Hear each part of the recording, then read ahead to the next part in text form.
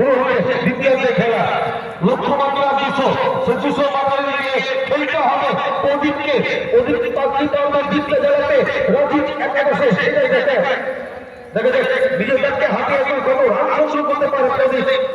যাচ্ছেন প্রথম বল নিয়ে হারমতি খান, সোনু খান।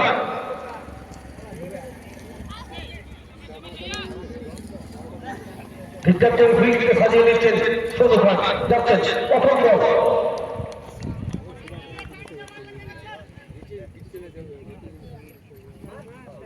চারটে 19 যখন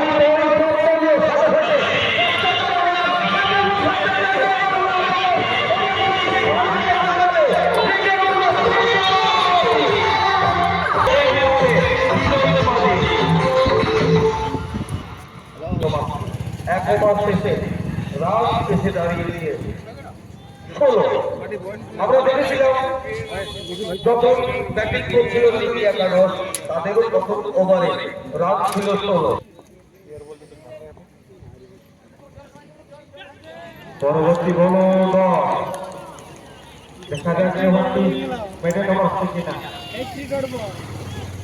মেডেল ওভার হবে 8,000 টাকা পুরস্কার জিতে নেবে সুরেশ মাহাতো।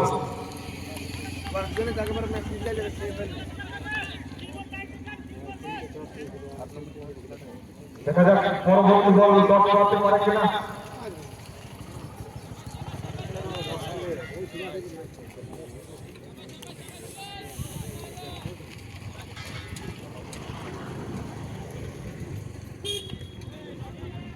না, এই বল থেকে একটা রান আসবে।